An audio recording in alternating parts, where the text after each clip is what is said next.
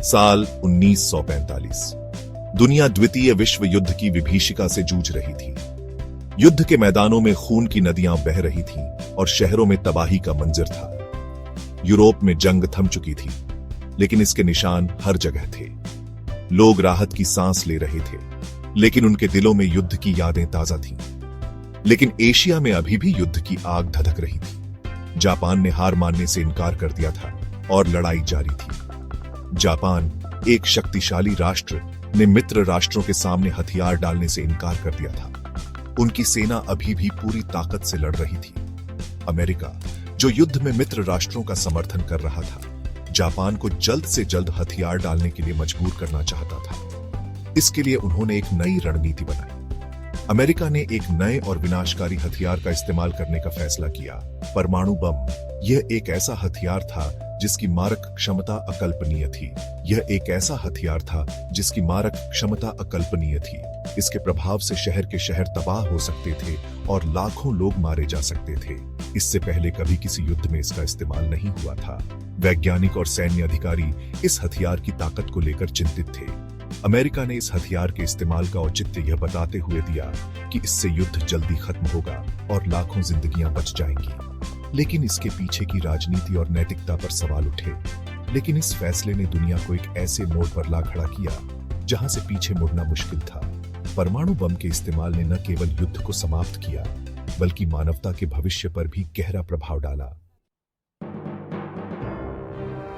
6 अगस्त 1945 सुबह 8:15। यह वह समय था जब इतिहास ने एक भयानक मोड़ लिया। जापान का शहर हिरोशिमा अपनी दिनचर्या में व्यस्त था।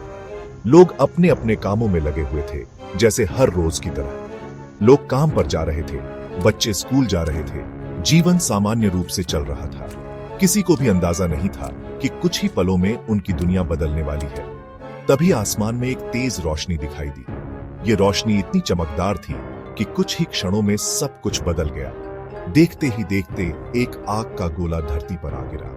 यह आग का गोला हिरोशिमा के लिए विनाश का संदेश लेकर आया था। लिटिल बॉय नामक परमाणु बम हिरोशिमा पर गिराया गया था। यह बम मानव इतिहास का सबसे विनाशकारी हथियार साबित हुआ। धमाका इतना भीषण था कि उसने हिरोशिमा शहर को पल भर में तबाह कर दिया। पूरा शहर राख और मलबे में बदल गया। इमारतें धूल में मिल गईं, सड़कें पिघल गईं और हजारों लोग पलक झपकते ही मौत के मुंह में समा गए। यह दृश्य किसी भयानक सपने जैसा था। जो लोग धमाके से नहीं मरे, वे भीषण गर्मी और विकिरण से बुरी तरह झुलस गए। उनकी पीड़ा और दर्द को शब्दों में बयां करना मुश्किल है। हिरोशिमा एक जीवित नरक में तब्दील हो गया था। यह घटना मानवता के लिए एक चेतावनी थी कि युद्ध और हिंसा का परिणाम कितना विनाशकारी हो सकता है। 3 दिन बाद 9 अगस्त को अमेरिका ने एक और परमाणु बम गिराया। इस बार निशाना बना जापान का शहर नागासाकी। फैटमैन नामक यह बम हिरोशिमा पर गिराए गए बम से भी ज्यादा शक्तिशाली था। नागासाकी पर भी वही भयावह दृश्य दोहराया गया जो 3 दिन पहले हिरोशिमा में देखने को मिला था। हालांकि नागासाकी पहाड़ी इलाके में बसा हुआ था, जिस वजह से नुकसान हिरोशिमा जितना व्यापक नहीं हुआ, लेकिन फिर भी हजारों लोगों की जान गई और शहर का एक बड़ा हिस्सा तबाह हो गया। 2 परमाणु हमलों ने जापान को हिलाकर रख दिया था। सेक्शन 4 जापान का आत्मसमर्पण।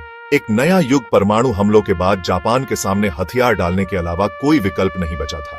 हिरोशिमा और नागासाकी पर गिराए गए बमों ने शहरों को तहस नहस कर दिया था और जापान की सैन्य शक्ति को पूरी तरह से कमजोर कर दिया था।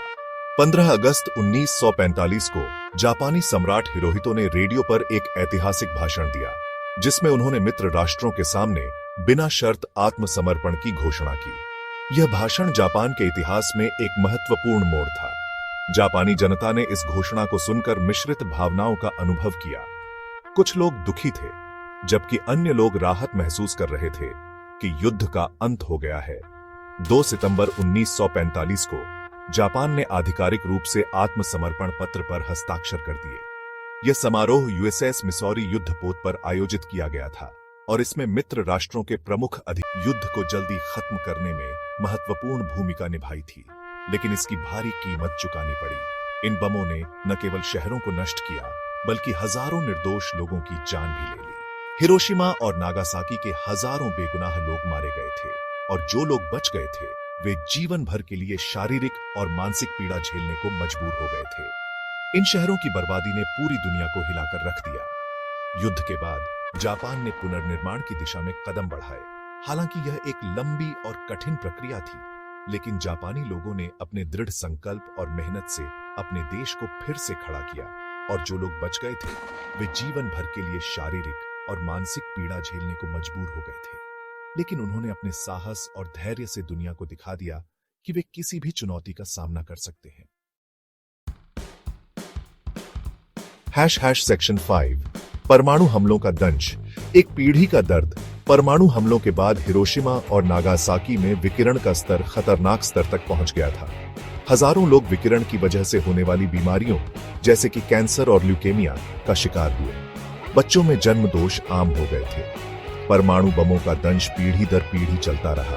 परमाणु हमलों ने दुनिया को यह भी दिखा दिया था कि मानव जाति ने कितना विनाशकारी हथियार बना लिया है। शीत युद्ध के दौरान अमेरिका और सोवियत संघ ने एक दूसरे को तबाह करने की क्षमता हासिल कर ली थी। पूरी दुनिया परमाणु युद्ध के खतरे की छाया में जी रही थी। सेक्शन 6 हिरोशिमा और नागासाकी आज। शांति का आह्वान आज। हिरोशिमा और नागासाकी परमाणु बमों के खतरे की याद दिलाते हैं। इन शहरों को फिर से बसाया गया है और ये अब शांति और अहिंसा का प्रतीक माने जाते हैं। हिरोशिमा में एक शांति स्मारक पार्क बनाया गया है जो परमाणु बमों के पीड़ितों की याद दिलाता है और दुनिया भर के लोगों को शांति का संदेश देता है। सेक्शन 7 सीख और भविष्य मानवता का इम्तिहान। हिरोशिमा और नागासाकी की त्रासदी ने दुनिया को एक महत्वपूर्ण सीख दी है। परमाणु युद्ध का कोई विजेता नहीं होता। यह मानव सभ्यता के लिए सबसे बड़ा खतरा है। यह हमारी जिम्मेदारी है कि हम यह सुनिश्चित करें कि भविष्य में कभी भी परमाणु हथियारों का इस्तेमाल न हो। हमें एक ऐसी दुनिया बनाने की जरूरत है जहां शांति और सहयोग सर्वोपरि हो, न कि युद्ध और विनाश। हिरोशिमा और नागासाकी की कहानी हमें यह याद दिलाती रहे कि मानवता का भविष्य हमारे हाथों में है और हमें सही चुनाव करना होगा।